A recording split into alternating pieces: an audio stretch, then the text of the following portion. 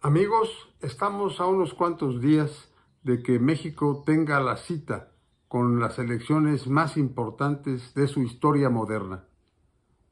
Una decisión entre el autoritarismo y un régimen que persigue las libertades, que demuele las instituciones, que sería la continuidad de la Cuarta Destrucción, y por otro lado, una alternativa que oxigene la democracia, que permita ver hacia adelante con optimismo y libertad para reconstruir el diálogo y reencontrar la paz.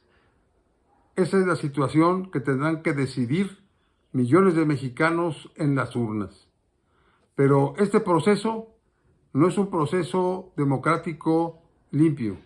No ha sido un proceso electoral respetando la ley. Este proceso, hay que decirlo, antes de este domingo, es un proceso viciado, un proceso en donde el derecho humano a elecciones auténticas, efectuadas en forma periódica, libre, con voto universal y secreto, ha sido violentado. Nuestro país cuenta con instituciones reguladas en la Constitución que son las garantes del proceso electoral y de este derecho humano al sufragio y a la libre determinación del pueblo mexicano. Son el INE y el TRIFE. Sin embargo, el INE ha sido poco a poco disminuido en sus facultades, en su alcance, en su trabajo, en su integración, en su presupuesto. Hemos visto cómo, transcurridos los plazos para nombrar a la presidencia del INE, pues esta no había sido nombrada, y el año pasado, ya tardíamente, finalmente se logra la decisión de una presidenta del INE en Guadalupe Tadei. Esta persona, que debiera cumplir los requisitos que se establecen en la Constitución y en la ley de independencia, autonomía, capacidad, experiencia profesional para la tan alta responsabilidad de presidir el órgano que es el árbitro de las elecciones, pues ha quedado manifiesto y al descubierto que tiene parcialidad, que tiene dependencia, que tiene inclinación, que tiene favor hacia la perspectiva del actual gobierno de Morena. Varios de sus parientes cercanos, muy cercanos, laboran en administraciones de gobiernos de Morena, y esto pues hace ver que realmente no tiene la independencia y autonomía que fuera de desear y que exige la ley. Asimismo, bajo su presidencia se ha logrado nombrar en direcciones muy importantes del INE a personas que tampoco reúnen los requisitos establecidos por la ley de experiencia, capacidad, independencia y autonomía. En forma interina estarán al frente de direcciones muy importantes que tienen responsabilidades clave en el proceso electoral.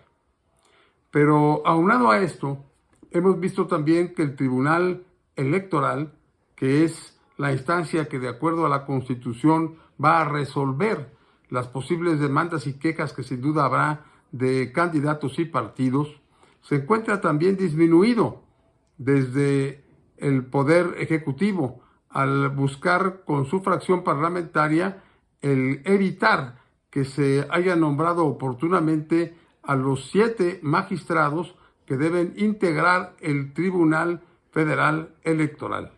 A la fecha, prácticamente con la elección ante nosotros, solamente hay 5 de los 7 magistrados.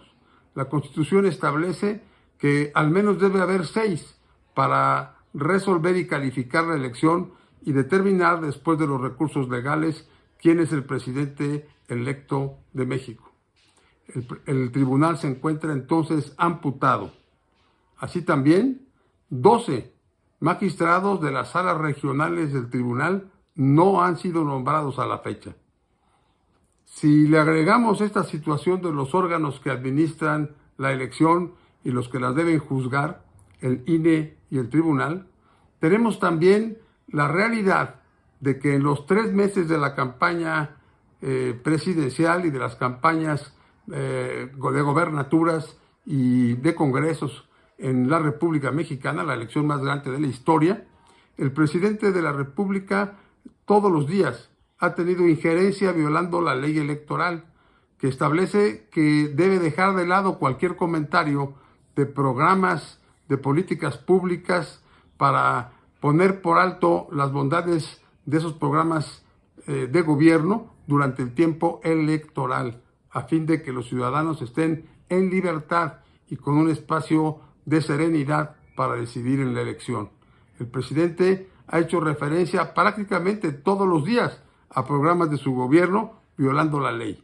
Ha ignorado las resoluciones del INE que en un buen número han determinado la violación del primer mandatario de la nación de la normatividad electoral. Y adicionalmente también, no solamente ha hecho referencia a programas de su gobierno en forma irregular e ilegal, sino que también se ha referido a los actores políticos en la contienda. Concretamente ha descalificado en varias ocasiones, reiteradamente, a la candidata de la oposición, Xóchitl Gálvez, de tal forma que su injerencia violenta también la libertad en el sufragio y el proceso electoral. Así llegaremos al 2 de junio. Faltan ya 3 o 4 días para esta decisión histórica que tomarán los mexicanos. A pesar de todas esas injerencias que vician el proceso, que violentan elecciones democráticas, la voluntad de los mexicanos puede ser determinante si alcanza una participación, estimamos, arriba del 64%, puesto que con una participación amplia de la sociedad, a pesar de todas estas violencias en contra de una elección imparcial, de una elección democrática, de una elección en donde se respete la participación de las opciones para que el pueblo decida con libertad, a pesar de todo ello, el pueblo puede imponer su decisión si hay una gran participación. De otra manera, está a la vista la consumación de un gran fraude. Los mexicanos decidirán y la historia juzgará. Tendremos por delante espacios de libertad o democracia, o entraremos en la consolidación de una dictadura autoritaria por encima de los poderes de la República y de la democracia y la voluntad de los mexicanos.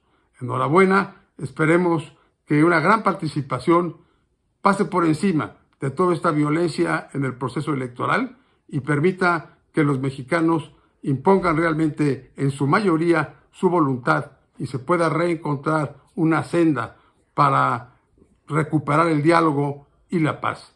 México lo necesita y lo merece. Participa, ve, sal, vota, decide, que sea tu voluntad en las urnas la que decida y no la manipulación y la presión sobre los mexicanos.